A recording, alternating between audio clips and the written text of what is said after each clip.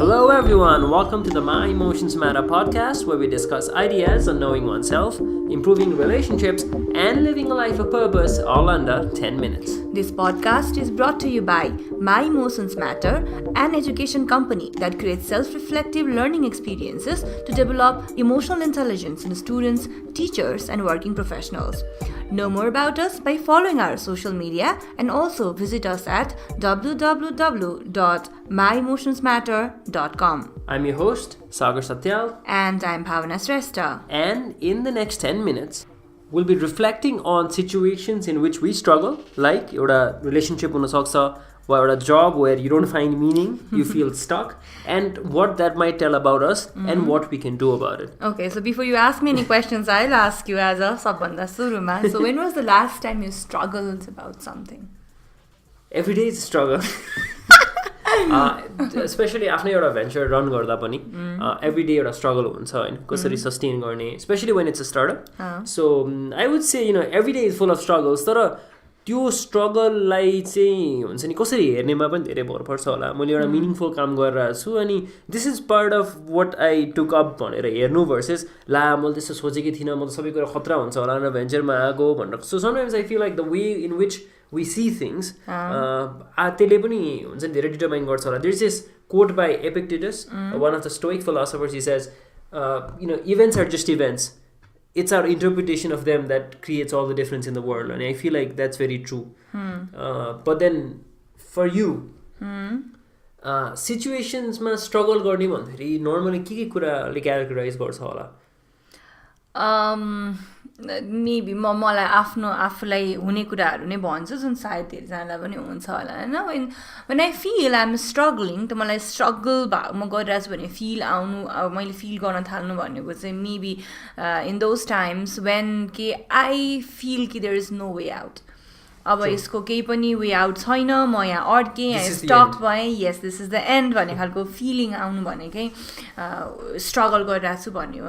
अनि there is no one to look up to, अनि कसलाई गएर भनौँ केही छैन गर्नुपर्ने कुरा, यो सिचुएसन यही हो भन्ने खालको फिलिङ आउनु बित्तिकै मेरो लागि चाहिँ स्ट्रगल भनेको त्यही हुन्छ नि. त्यो स्विमिङ गर्दाखेरि त्यो पानीमा ठक्क हुन्छ नि, त्यो खुट्टा राखौँ कि हात चलाऊँ कि के गरौँ कि, अनि नाउ आइ एम नट के हुन्छ नि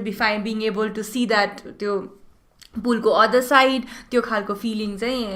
आई थिङ्क त्यो जुन पुलमा हुँदाखेरि स्विम गर्न नसक्नु पर्ने सिचुएसन चाहिँ मलाई दिमागमा भिजुअलाइज गर्दाखेरि त्यो एकदम स्ट्रगलिङ फेज हो जस्तो लाग्छ. धेरै मान्छेको लागि त्यस्तै हुन्छ होला. It's very true. मैले देखेको एउटा एकदमै big factor in these kind of situations is thinking that probably we're the only ones who feel this way. We feel like everyone else is normal. किन normally के भइरहेको हुन्छ भने हामी त we live so much inside of our own heads. हामीलाई मात्र थाहा छ नि त हाम्रो doubts, anxieties के हो भनेर हैन. But when we meet someone, let's say for 5 minutes at a party, they will not show their vulnerable sides neither. They will come well dressed, they will smile a lot, and even if they're with their spouses or with their girlfriends, boyfriends, you will feel like, oh my god, यो मान्छेको त relationship पनि कस्तो राम्रो, काम पनि कस्तो खतरा गरिरहेछ, he looks so fulfilled.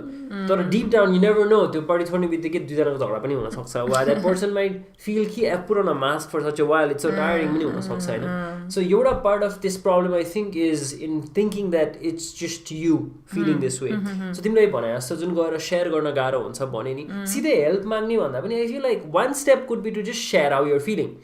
You're not going out there trying to ask for help, but then we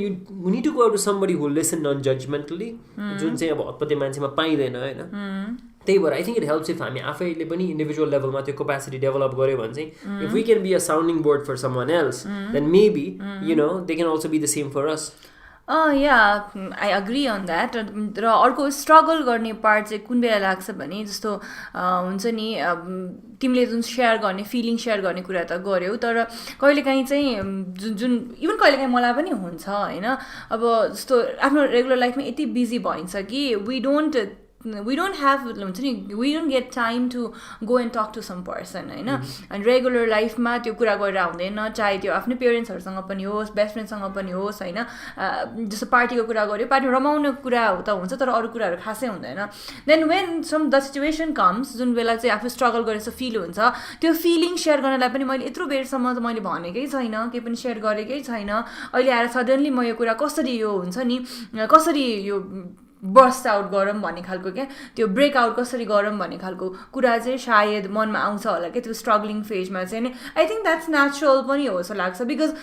you never new नि त त्यो त्यो त्यो सिचुएसन त्यतिखेर आउँछ अन्त म त्यसको लागि प्रिपेयर गर्नुपर्छ भनेर पुरै सबै नेटवर्क बनाउँदै हिँड्ने पनि होइन नि त that comes and just comes क्या त्यही बेलामा आउँछ एन्ड देन त्यो बेलामा आउँदाखेरि चाहिँ कसरी भन्ने बेलामा त्यो भन्न नसक्नु पनि एउटा अर्कै खालको स्ट्रगल हुन्छ क्या फेरि त्यो भन्न नसक्ने स्ट्रगल चाहिँ I think it's mostly down to the fact that we feel कि द अदर पर्सन विल जज अस होइन and it's a chance will have to take because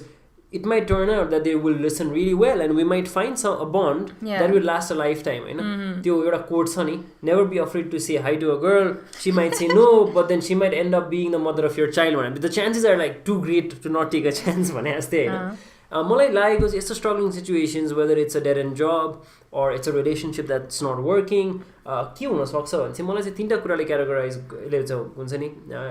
गर्छ जस्तो लाग्छ एउटा चाहिँ a lot of times we think that this is permanent whatever situation that we're in a feeling that this will never get better this is it यो सक्यो मेरो अलिको जस्तो भनौँ न मेरो भेन्चर राम्रो भइरहेको छैन अहिले ल दसैँको टाइममा तिहारको टाइममा स्लम छ भने सधैँ यस्तै हो भेन्चर त अब राम्रो नै हुँदैन भने so the first step I think is for people to reflect कि बिकज हाम्रो podcast is all about self reflection होइन are you thinking a lot that this is permanent that this will never get better हुन्छ नि exaggeration हो कि त यो त्यो पनि I think it needs to be put into perspective the second one is am I feeling this is pervasive न पर्भेसिभ भने चाहिँ आफ्नो लाइफको सबै एरियामा अफेक्ट गर्ने कि इट इज चेन्जिङ एभ्रिथिङ होइन जस्तो मेरो भेन्चर राम्रो भइरहेको छैन भने मेरो रिलेसनसिप पनि अब डाउन हुन्छ थिङ्किङ आउनु सक्छ नि मेरो गर्लफ्रेन्डले त के सोच्ला म त एउटा फेलियर सोच्ला मेरो बाबामा will be you know disappointed in me समाजले के भन्ला म त I quit a job to do this भन्ने खालको चाहिँ त्यस्तो नहुन सक्छ नि त भेन्चरलाई for some reason unfortunately venture हाम्रो भएन अरे तर it doesn't necessarily have to mean that your relationship is going downhill है मेरो साथीहरूले के सोध्छ अब त maybe they don't want hang out with me anymore they might feel embarrassed when you feeling आउन सक्छ होइन and the third point is am I giving up or taking up too much power for example यसमा के हुन सक्छ एउटा चाहिँ there is nothing I can do about मेरो भेन्चर डाउन हो there is nothing I can do about it त्यो पनि कति टाइम्स चाहिँ अलिकति क्याटास्ट्रोफिक हुन सक्छ केही त गर्न सकिन्छ होला नि त टोटली आफ्नो हातमा नभए पनि अर त्यसको एकदम अल्टरनेटिभ त्यसको सानो भाइ चाहिँ this is all my fault भन्ने कि हो मैले नै गर्दा मैले मेरो जागिर पनि छोडेँ मैले भेन्चर पनि डुबाएँ हुन्छ नि so giving up too much power or taking up too much power thinking this is all your fault so यो तिनवटा एङ्गलबाट सोच्यो भने चाहिँ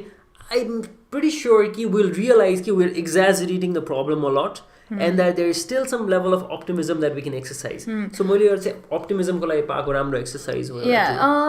Being an optimistic म आफै पनि optimistic भएको हिसाबले भन्दाखेरि चाहिँ this really works है किन हिसाबमा भने because struggle गर्दाखेरि चाहिँ मलाई पनि नआउने हैन thought of anxiety अलिकति त हुन्छ म कहाँ गइरहेको छु के भइरहेछ भन्ने खालको हुन्छ तर म धेरै समयसम्म त्यसमा लिएर बसी चाहिँ रहँदिनँ के किन पनि भने अप्टिमिजमले किन पनि हेल्प गर्छ जस्तो मलाई मेरो पर्सनल एक्सपिरियन्समा चाहिँ भने जबसम्म हामी पेसिमिस्टिक भइरहन्छ त्यतिखेर चाहिँ यो सिचुएसनले ओभर पावर गरेर हुन्छ के तिमीले भने जस्तै पर्मानेन्ट हो यो अनि पर्भेसिभ छ अनि एकदमै म पावरलेस भएँ भन्ने खालको फिलिङ दिइरहेको हुन्छ तर वेन यो अलिकति अप्टिमिजम ल्याउने बित्तिकै के हुन्छ भने सिचुएसन भन्दा त्यो अनसर्टन फ्युचर हुन्छ नि that becomes more powerful के कहिलेकाहीँ चाहिँ okay so this is happening because I am going to reach that place अनि कहिलेकाहीँ चाहिँ मैले एकदम बिलिभ गर्ने कुरा चाहिँ के भने एकदमै ठुलो पानी परिरहेको हुन्छ नि मान्छे डराइरहेको हुन्छ कि मलाई चाहिँ कस्तो लाग्छ भने त्यही भित्र बसेर हेर्छ भने पानी ठुलो परेको देख्छ कि तर when you take your umbrella होइन अन्त or you take out raincoat अनि गो आउट अनि त्यो पानीमा भित्र हिँड्न सकिन्छ क्या अलिअलि खुट्टा भिज्छ होला अलिअलि जुत्ता भिज्छ होला होइन तर अनि लुगा अलिअलि भिज्छ होला तर इट्स नट द्याट कि तिमीले त्यो हिँड्नै नसक्ने भन्ने पनि हुँदैन क्या सो सिचुएसन्स भन्दा पनि कहिलेकाहीँ चाहिँ आफूमा बिलिभ गर्यो र अनि त्यो सिचुएसनलाई स्ट्रगल गरिरहेको छु भन्ने फिलिङबाट निस्किन सक्यो भने अफकोर्स पहिले चाहिँ स्ट्रगल गर्दैछु भने थाहा पाउनु पऱ्यो त्यो फिल गर्दैछु भने थाहा पाउनु पऱ्यो त्यस पछाडि त्यहाँबाट निस्केर हेर थाल्यो भने त्यो बर्ड्स आई भ्यू भन्छ नि होइन बाहिरबाट निस्केर हेर्न सक्यो भने चाहिँ then you will find situation भन्दा पनि देयर इज द सल्युसनतिर चाहिँ बल्ल अगाडि बढिन्छ होला क्या एन्ड देन त्यस पछाडि बल्ल अगाडि बढ्ने कुरा गर्ने नगर्ने कसलाई सेयर गर्ने त्यस पछाडि देखिन्छ that's why optimism really helps भनेर मलाई चाहिँ त्यस्तो लाग्छ ओके सो त्यस भए आज हामीले whatever we discussed was सुरुमा चाहिँ हुन्छ नि यस्तो खालको situations are characterise with the feeling कि there is no way out I'm stuck and this is it होइन अनि त्यसलाई फर्दर मैले अलिकति over exaggeration गरेर हो कि भनेर थाहा पाउनको लागि चाहिँ 3 questions हैन. Am I thinking this is permanent? Am I thinking this is pervasive? Or am I taking up too much power or giving up too much power? अनि यो लाइन्सबाट सोचेर चाहिँ different context, different perspectives बाट हेर्न सक्यो भने चाहिँ eventually we'll feel like this is just a small problem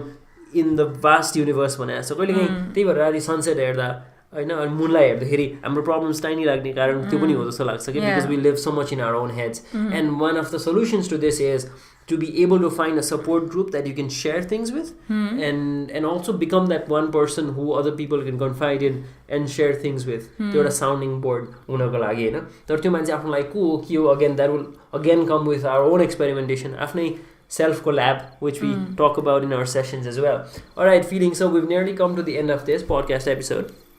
As always, one reflective question for the listeners. तिमीलाई सुन्न सोधेको क्वेसन नै अरूलाई पनि सोध्छु म. So when was the last time you felt that you were struggling? Okay, so listeners, we hope that we'll give you some food for thought, and we'll be back again next Tuesday at 8. And until then, see you and have a great week ahead.